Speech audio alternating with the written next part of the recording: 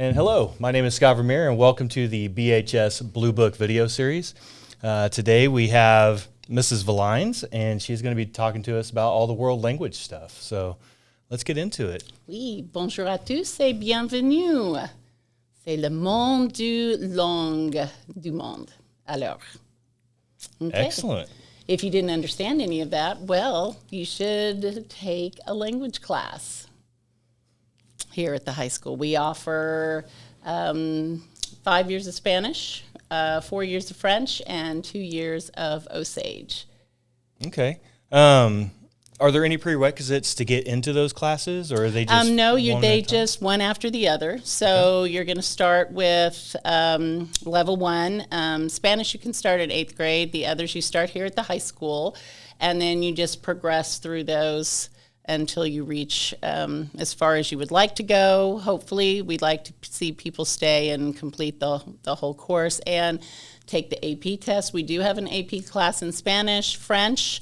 It's not technically an AP class, but I always have students who take the AP test. Okay.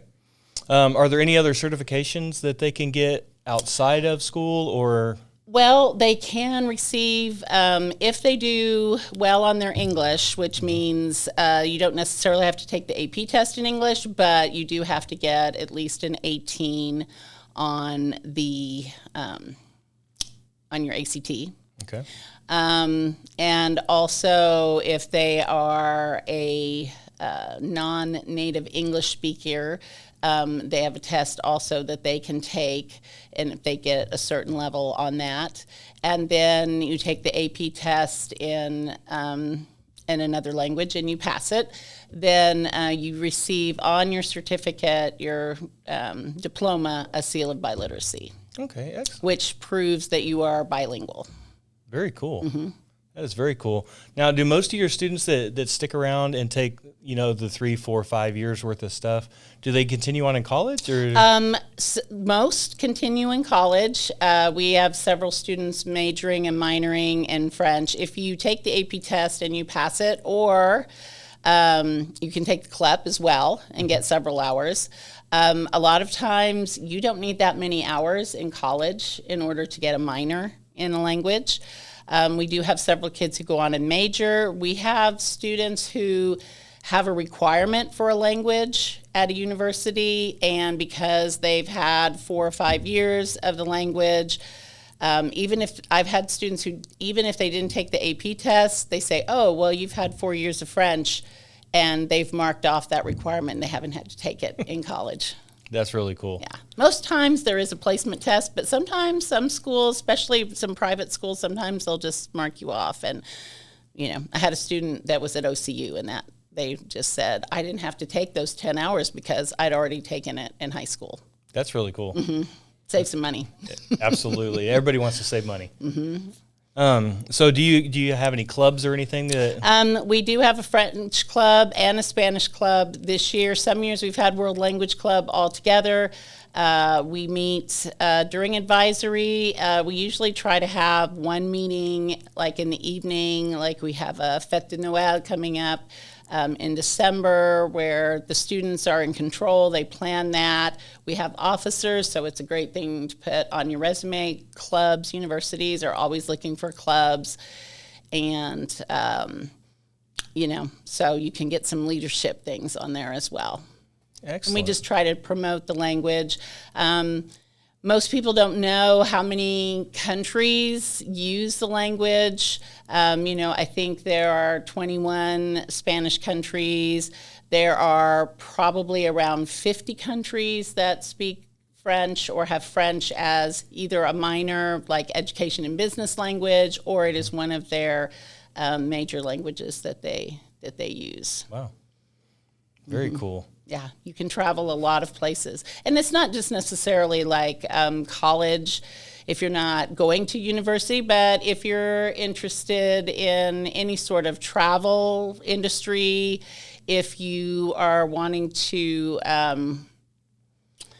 even go on mission trips, things like that, a lot of those, if you're in Africa, all of West Africa, if you have French, you can get through there fairly easily and be able to do what you want to do, the Caribbean, Several islands still are part of France.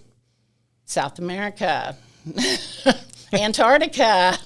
They actually have a research station in Antarctica, so that is French, and so they speak French in Antarctica as well. Well, that's pretty neat. Yeah, you can literally go anywhere in the world, right? You can go anywhere in the world, and a lot of my students, even if they're in engineering and or medicine, Doctors Without Borders, Engineers Without Borders, they can take study abroad. Mm-hmm. Because they've had language. And if you're an arts and science major in most universities, if you haven't had that 10-hour language requirement, or you can't pass the test because you took 2 years when you were in 8th grade and a freshman, usually you have to take those 10 hours at the university level. So, wow. Which is a lot of work, and oftentimes 8 and 9 a.m. classes. So. You heard it here, folks. That's right. Take it in high school. Take it in high school. Save yourself some time, effort, and money. So is there anything else about your program that you'd like to bring up?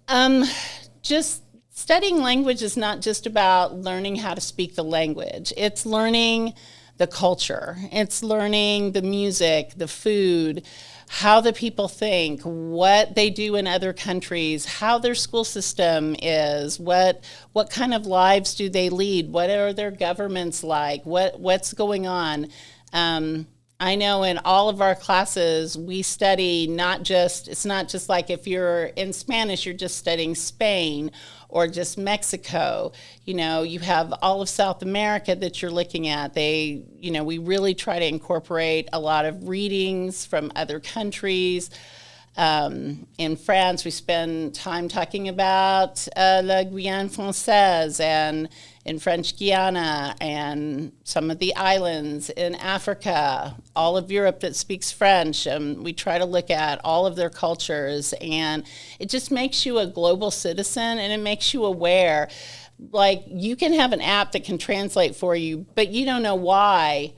Why do French people always have their hands on the table when they're eating? Okay, there are little cultural things that you need to know to greet people when you go in. That it's considered very rude if you went in somewhere or passed somebody and had a transaction with them that you didn't greet them first. And those are the kind of things that make travel easily, and it just makes you be able to understand the world. We all want to be global citizens, and the main way to do it is to take a language.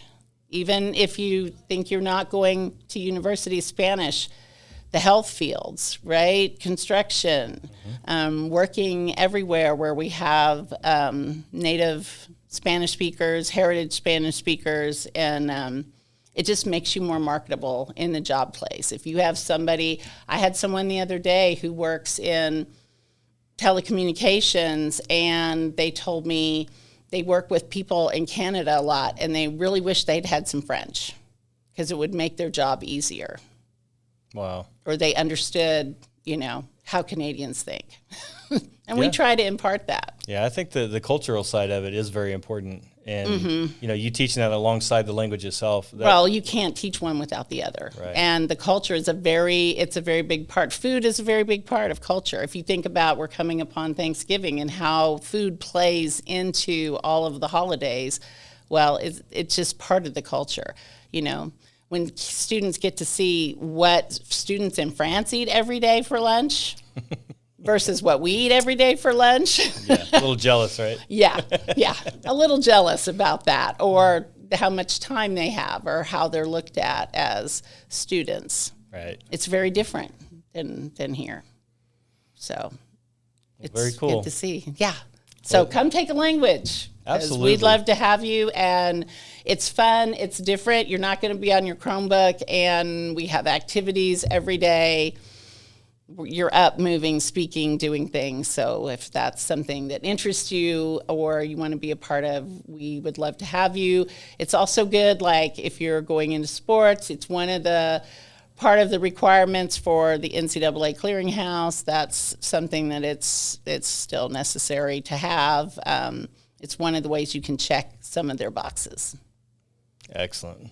Well, I appreciate you coming on. All right. Thank you. And thank you all for watching. This has been the world language section of our BHS Blue Book video series. We hope that you got all the information you needed about this section, and good luck and happy course hunting.